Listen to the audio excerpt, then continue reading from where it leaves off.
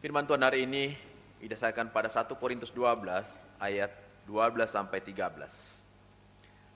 1 Korintus 12 ayat 12 sampai 13, demikian firman Tuhan. Karena sama seperti tubuh itu satu dan anggota-anggotanya banyak, dan segala anggota itu sekalipun banyak merupakan satu tubuh, demikian pula Kristus. Sebab dalam satu roh kita semua, baik orang Yahudi maupun orang Yunani, baik budak maupun orang merdeka, telah dibaptis menjadi satu tubuh, dan kita semua diberi minum dari satu roh. Demikian firman Tuhan. Berbahagialah setiap orang yang mendengarkan firman Allah dan yang memeliharanya dengan setia dalam kehidupannya. Selamat pagi Bapak Ibu. Salam. Hari ini masih nuansa kemerdekaan, jadi terima salam saya. Merdeka! Merdeka! Merdeka! Merdeka! Ya, bersyukur kita boleh menikmati kemerdekaan. Selain karena juga usaha para pejuang kita di masa lalu, itu juga karena anugerah Tuhan bagi kita. Jadi kita harus mensyukuri dan mengisi kemerdekaan yang boleh Tuhan percayakan kepada kita di tengah-tengah negeri ini. Nah Bapak Ibu, ketika kita berada di Indonesia, Indonesia ini menurut saya adalah satu negara yang memiliki keunikan dibanding negara-negara lain. Kenapa? Kalau Indonesia itu ada begitu banyak pulau di Indonesia, suku bangsanya banyak sekali, bahasa daerahnya luar biasa banyak, tradisinya luar biasa banyak. Ya mungkin tidak ada suku bangsa lain yang seperti Indonesia begitu luar biasa. Demikian juga gereja-gereja. Di gereja-gereja mungkin selain dari gereja suku, umumnya itu marak. Nah kalau misalnya Petamburan, kalau misalnya berbicara tentang Indonesia, nah miniatur Indonesia saya pikir ada di Petamburan. Kenapa di Petamburan ini? Dari Aceh ada kan ya? Ada Ibu Dia kan, Dokter Dia ada dari Aceh. Dari Sumatera Utara ada gitu ya. Kalimantan ada, Sulawesi banyak, Ambon, dari Jawa gitu ya, Sunda ada gitu ya, Betawi ada. Betawi tadi empok-empok kan banyak tadi ya. Dari Papua ada. Ya, Petamburan ini ya miniaturnya Indonesia. Demikian dalam menjalani kehidupan sebagai miniatur memang menurut saya juga tidak mudah. Dalam kehidupan kita berbangsa, bermasyarakat dan juga bergereja, dengan mengutip dari 1 Korintus 12 ayat 12, saya pikir yang pertama adalah biarlah kita menjadikan keberagaman itu sebagai kekuatan dan kekayaan bersama. Biarlah kita menjadikan keberagaman, kita kan ini beragam sekali kan ya. Beragam sekali, dari berbagai suku, berbagai budaya masing-masing. Nah keberagaman ini seharusnya bisa kemudian dijadikan sebagai kekuatan. Dan ini saya pikir akan memberikan nilai lebih. Kearifan-kearifan lokal yang kemudian dipadukan itu akan menjadi sebuah kekayaan tersendiri. Nah, serakus kalau itu dibawa dalam nuansa bergereja, pasti gereja itu menjadi sesuatu yang marak. Karena di sana terlihat di tengah-tengah keberagaman itu, tapi di sana kasih itu nyata. Karena tidak akan mungkin perbedaan-perbedaan dapat disatukan tanpa kasih, tidak akan mungkin. Jadi ketika bisa disatukan, pasti di sana ada kasih yang datang dari Kristus itu menyatukan satu dengan yang lain di tengah-tengah keberagaman.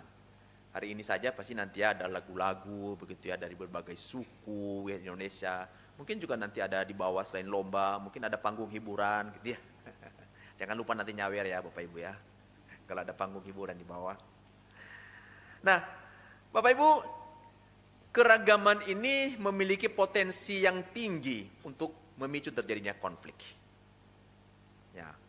Kenapa? Karena memang kan perbedaan kita, latar belakang kita berbeda, dan kebiasaan-kebiasaan di satu keluarga, apalagi di satu suku, belum tentu sama dan diterima oleh suku atau keluarga yang lain. Bisa saja sebuah kebiasaan dalam satu suku tertentu atau keluarga tertentu menjadi yang lumrah, tapi bagi keluarga yang lain itu tidak lumrah terjadi, sehingga potensi untuk konflik itu terbuka lebar.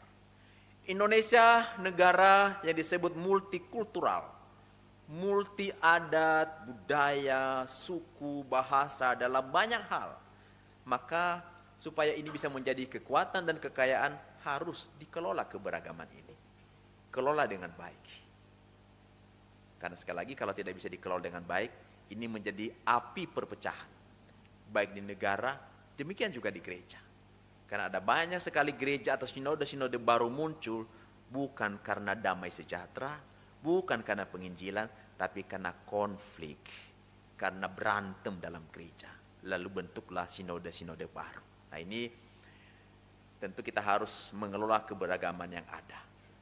Dalam ayat 12 ketika berbicara tentang keragaman ini, di sana dipakai tentang anggota tubuh manusia untuk kemudian menjabarkan bagaimana keberagaman itu. Anggota tubuh manusia memiliki sistem organ. Sistem organ itu saya mengutip dari tulisannya Brum tahun 94 yang mengatakan bahwa ada 9 sistem organ dalam tubuh manusia. Nanti Bapak Ibu perhatikan kepada tubuhnya sendiri ya. Sistem organ ini ada enggak?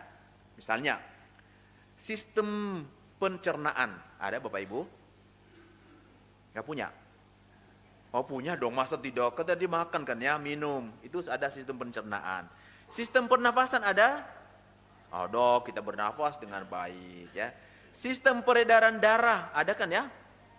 Sistem ekskresi, sistem motorik, sistem reproduksi, sistem saraf, sistem integumen, sistem endoktrin. Nah, saya nggak bisa menjelaskan, nanti Dr. Jurgen, Dr. Dewi, sampai Dr. mana lagi yang bisa menjelaskan ini ya lebih lanjut. Ini apa itu sistem-sistem. Tapi sistem ini ada 9 dalam tubuh kita. Nah, 9 sistem ini pada dasarnya memang fungsinya berbeda. Karena sistemnya memang berbeda cara kerjanya.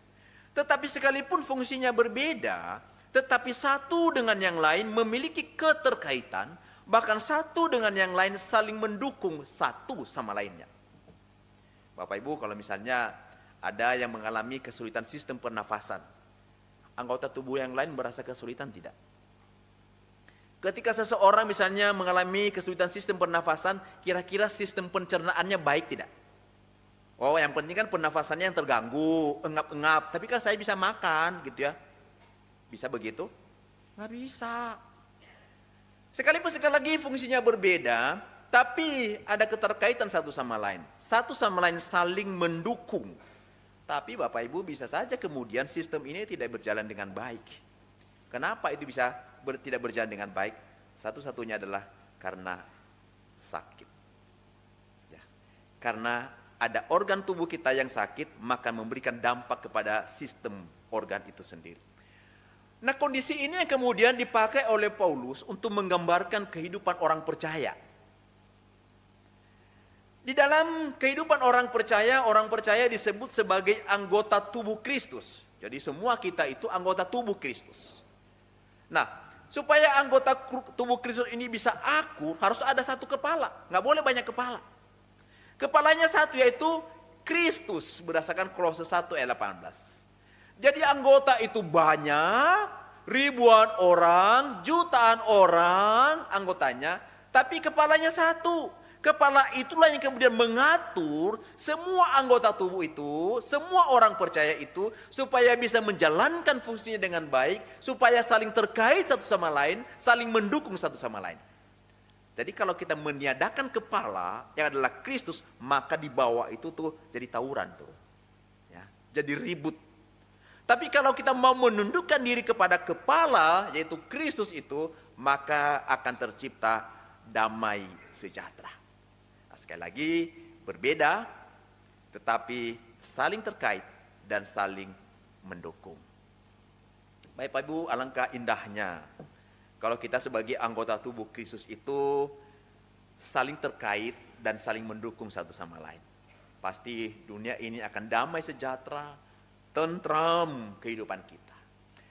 Tapi faktanya Bapak Ibu sering kali tidak seperti itu. Sistem organ anggota tubuh Kristus itu tidak berfungsi dengan baik. Mengapa?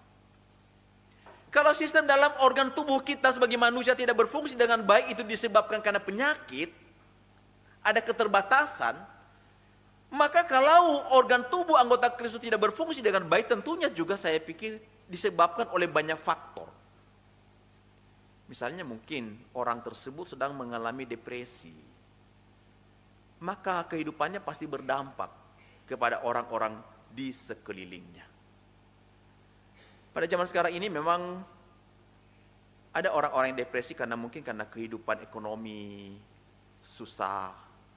Mungkin juga karena tekanan pekerjaan atau karena susah mendapatkan pekerjaan, bisa loh stres, depresi. Atau juga faktor misalnya sosial, lingkungan di mana berada, faktor kekerasan dalam keluarga, atau kita kehilangan sesuatu yang sangat berharga dalam hidup kita. Atau juga mungkin karena kurangnya dukungan dari keluarga atau teman-teman, orang-orang di sekeliling kita, bisa kemudian menimbulkan depresi. Satu data saya mau tunjukkan tentang prevalensi depresi di Indonesia ini pada tahun 2023. Kalau yang sekarang saya belum menemukan data terbaru hasil penelitian. Pada tahun 2023 itu, pada bulan Desember, jumlah orang Indonesia itu diperkirakan 280 juta jiwa. Nah, sekitar itu ya, kurang lebih. Lalu dari 280 juta jiwa itu, yang stres cukup tinggi itu usia berapa Bapak Ibu? Kalau lihat dari grafik itu, usia 15 sampai 24 tahun. Usia kalau 15 itu berarti usia apa itu? Usia sekolah apa? SMA. Sampai 24 berarti usia apa? Kuliahan atau udah mulai cari kerja. Nah, saya cukup mengerti sih mengapa mereka ini pada masa-masa yang cukup tertekan. Karena tentu mereka juga menghadapi tuntutan dari orang tua, tuntutan dari sekolah atau dari guru atau dosen mereka. Lalu kalau misalnya memasuki dunia pekerjaan, tuntutan juga untuk penyesuaian diri dengan pekerjaan yang baru, dengan relasi sama, mungkin tuntutan juga dengan teman-teman, dengan pacar, dan segala macam. Belum lagi kalau kita memperhatikan data terakhir yang mengatakan tingkat keterlibatan generasi Z terhadap pinjol, pinjaman online, dan judi online sangat tinggi. Nah ini anak-anak remaja jangan terlibat ya, pinjol-pinjol ya, apalagi judi online. Yang lalu sempat saya bicara dengan Ketua Umum PGI, Pendeta Gomar Gultom, dia mengatakan begini, Pak Rudi, jangan pikir ya para pendeta banyak yang terlibat judi online. Saya bilang, pendeta judi online? Iya, katanya. Saya bilang, Bapak dapat dari mana datanya ini? Dia bilang, saya kan banyak keliling Indonesia. Jadi banyak pendeta terlibat judi online. Petamburan enggak kan? Ini pendeta-pendeta enggak ada yang judi online. Aman kita ya, saya jamin lah. Pendeta Petamburan enggak ada yang judi online. Tapi gereja yang lain saya enggak tahu. Nah, di sana banyak sekali yang melakukan judi online gitu ya, dan hal-hal yang lain. Nah, kalau ini yang terjadi pasti berdampak kepada sistem organ anggota tubuh Kristus. Karena kondisi seperti itu. Belum lagi kalau kita perhatikan tentang faktor dosa. Harus kita akui Bapak Ibu sekalian, dalam kehidupan bergereja itu bukan berarti kalau sudah ada dalam gereja, maka sudah pasti mengalami kelahiran baru. Belum tentu. Bukan berarti kalau sudah dalam gereja sudah mengalami pertumbuhan kehidupan rohani yang sehat. Belum tentu juga. Nah karena proses itu, dinamika itu, maka berdampak sekali dalam kehidupan sebagai anggota tubuh Kristus.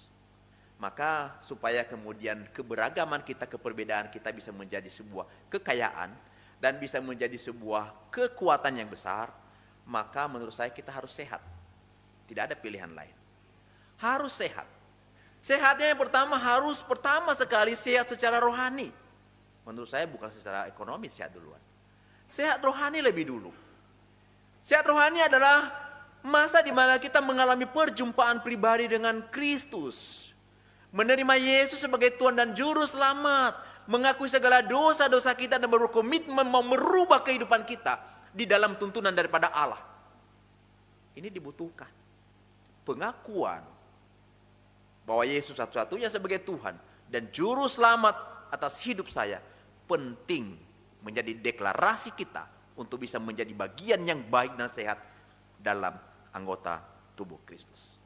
Selain rohaninya disehatkan karena pengakuan akan dosa, mohon belas kasihan Tuhan.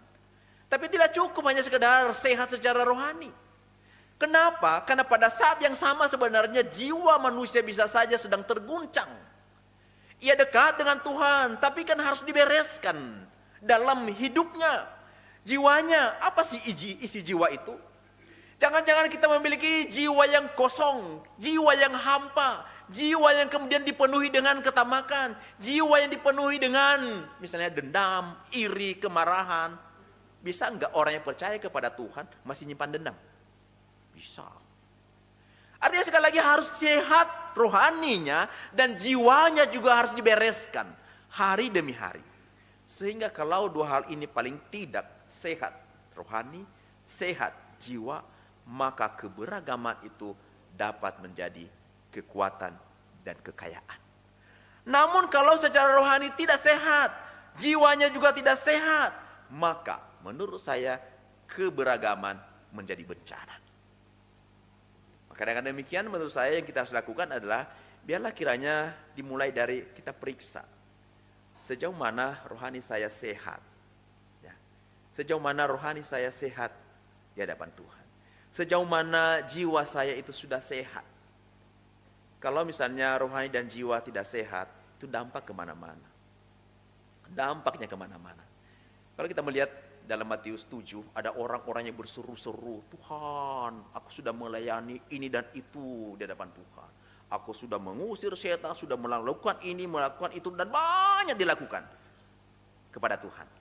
Lalu Tuhan bilang apa sama dia? Enyahlah engkau pembuat kejahatan, aku tidak kenal. Artinya apa? Ia melayani Tuhan, dalam nama Tuhan Yesus ia mengusir setan. Ia melakukan pelayanan-pelayanan yang besar atas nama Tuhan Yesus. Tetapi orang ini belum sehat rohaninya, belum sehat jiwanya. Dan Tuhan bilang apa? Nyah. Sayang kan ya? Udah capek-capek melayani, buang uang gitu ya, dalam tanda kutip, waktu dan segala macam. Tuhan tinggal bilang satu kata, nyah. Sehingga saya pikir ini menjadi PR bagi kita untuk membenahi diri masing-masing. Saya benahi diri saya juga. Jangan dipikir Bapak Ibu pendeta itu udah pasti lahir baru. Banyak pendeta yang belum lahir baru. Karena pendeta itu hanya menjadi profesi bagi orang-orang tertentu, bukan karena panggilan hidupnya. Nah, makanya memang kita sendiri harus berbenah, siapapun lah ya, siapapun harus berbenah. Supaya kekayaan di antara kita, keberagaman itu jangan menjadi bencana. Tapi menjadi kekayaan kita, menjadi sesuatu yang dapat dibanggakan dan boleh menjadi berkat tersendiri bagi setiap kita. Amin ya Bapak Ibu. Ya karena kita kan sangat beragam soalnya, potensi untuk konflik sangat tinggi. Makanya harus kita betul kelola keberagaman kita. Yang kedua adalah marilah kita menjalani peran kita di tengah-tengah keberagaman itu sebagai anggota tubuh Kristus berdasarkan atau menurut karunia rohani masing-masing. Bapak Ibu, masing-masing kita itu diberikan karunia rohani oleh Tuhan. Tidak ada yang tidak punya karunia rohani. Kenapa ketika orang itu percaya kepada Tuhan, dimeteraikan oleh Roh Kudus, dan Roh Kudus itu dalam tanda kutip memberikan modal awal. Roh Kudus memberikan modal untuk menjalani kehidupan dalam Kristus itu dengan karunia rohani. Jadi semuanya pasti punya karunia rohani. Nah, karunia itu harus dipakai dengan baik. Karunia masing-masing dikembangkan dengan baik. Itu bagian pertanggungjawaban. Kita jangan kepo dengan karunia rohani orang lain. Saya punya karunia rohani apa? Saya bertanggung jawab mengembangkan itu. Dan saya tidak perlu iri dengan orang lain yang punya karunia yang berbeda dengan saya. Atau orang yang punya karunia yang mirip dengan saya, maka saya tidak boleh kemudian menjadi iri dengan mereka. Mereka punya tanggung jawab untuk mengembangkannya di hadapan Tuhan. Saya punya tanggung jawab untuk mengembangkan di hadapan Tuhan. Semua kita bertanggung jawab mengembangkan karunia rohani. Kalau nanti Tuhan mendapatkan kita tidak mengembangkan itu dengan baik, kita tidak bertanggung jawab, lalu Tuhan bilang apa? Nah, aku ambil tuh karunia, saya kasih ke dia karena dia lebih setia, dia mau kembangkan. Kamu ndak usah, hanya buang-buang waktu aja ngasih sama kamu. Nah, makanya sekali lagi kita harus kembangkan karunia rohani kita masing-masing, sehingga dengan keanekaragaman karunia itu pelayanan akan semakin baik. Banyak hal yang bisa kita kerjakan. Nah Bapak Ibu, dalam keberagaman itu kita tidak bisa melepaskan diri dari perbedaan-perbedaan atau kelompok-kelompok. Contoh misalnya kalau lihat dari gereja kita misalnya, ada misalnya orang-orang dengan kelompok yang punya minat yang sama. Ya. punya minat yang sama, mungkin senang jogging, senang goes, oh gitu ya, senang olahraga gitu ya. Minatnya sama dan itu akan mereka dengan sendirinya akan membentuk satu kelompok. Lalu juga ada orang-orang yang memiliki kelompok suku yang sama. Ada misalnya, mohon maaf, suku misalnya Sunda, suku Aceh misal begitu ya, suku Batak, suku Minang, Manado, Papua, Ambon dan segala macam. Ada banyak suku. Kita nggak bisa pungkiri Bapak Ibu, ikatan-ikatan suku itu pasti ada. Lalu juga mungkin karena ada kelompok-kelompok keluarga.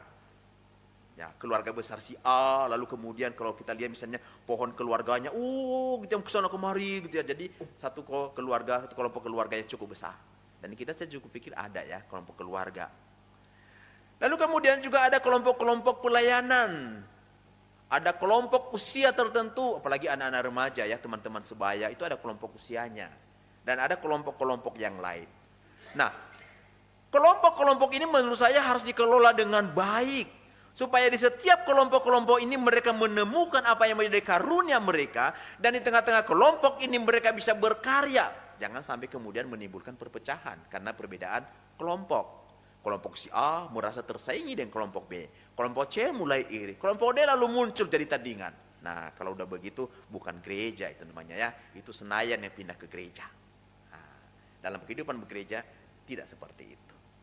Saya mengutip ayat 13. Ayat 13 mengatakan, sebab dalam satu roh kita semua, baik orang Yahudi maupun orang Yunani, baik budak maupun orang merdeka, telah dibaptis menjadi satu tubuh dan kita semua diberi minum dari satu roh.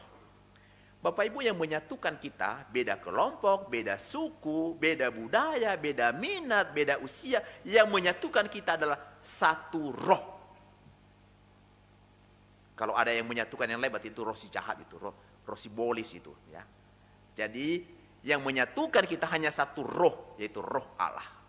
Sebab dalam satu roh kita semua, sekalipun berbeda, dipersatukan.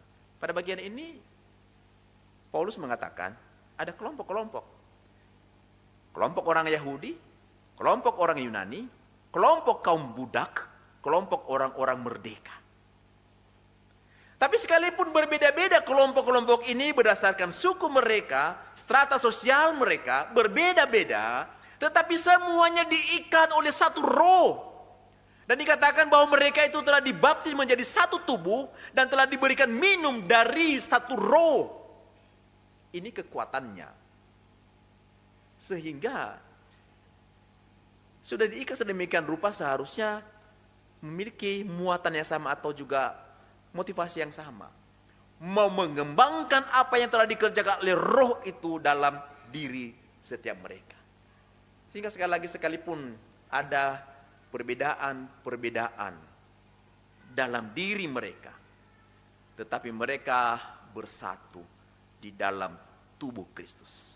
Sebagai anggota tubuh Kristus. Berbeda-beda mungkin warna kulit, berbeda-beda gaya hidup, berbeda-beda kebiasaan, tapi disatukan di dalam tubuh Kristus. Ketika kita disatukan, tadi dikatakan itu satu roh yang mengerjakan.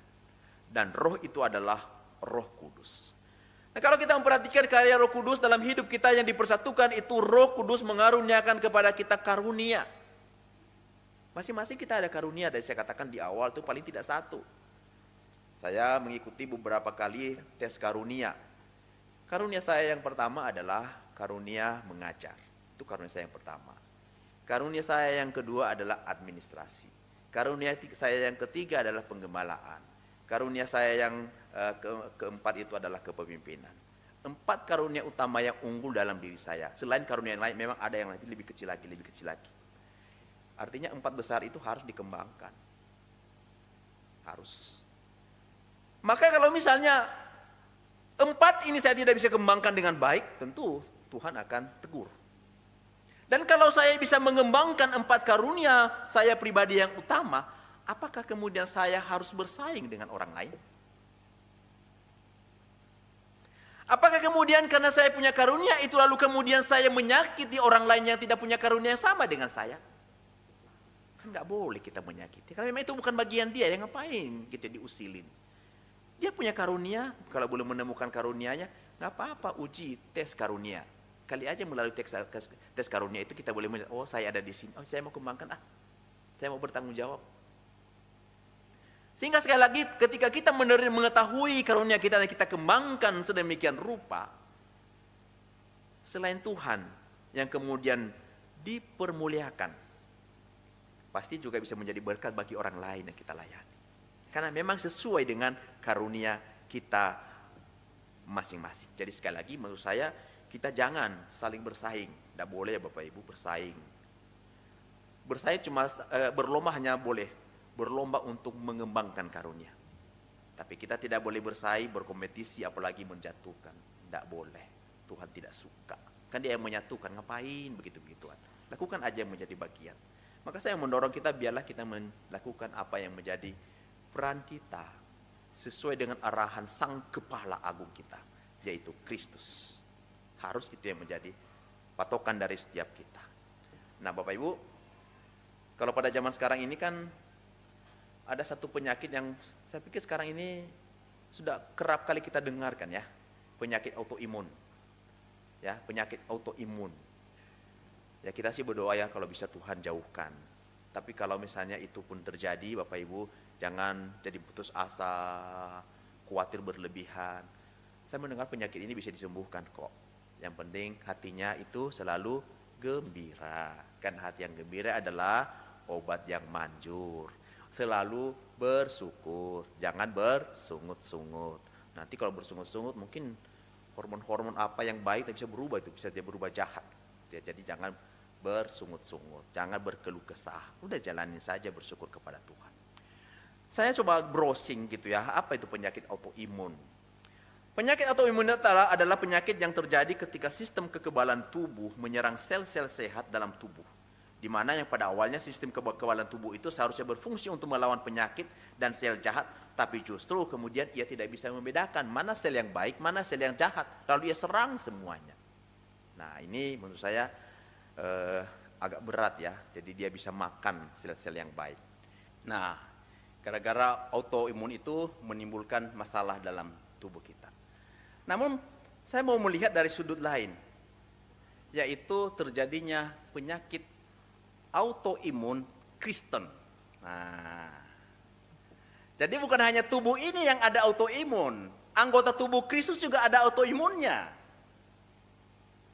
Kalau dalam tubuh kita autoimun, begitu kekebalan tubuh menyerang sel-sel, bahkan sel-sel yang baik, dalam kehidupan kekristenan juga ada autoimun, di mana yang seharusnya kita anggota tubuh Kristus memperhatikan anggota tubuh Kristus yang lain, menolong anggota tubuh Kristus yang lain, mendukung anggota tubuh Kristus yang lain, tapi tidak jarang justru kita menyerang.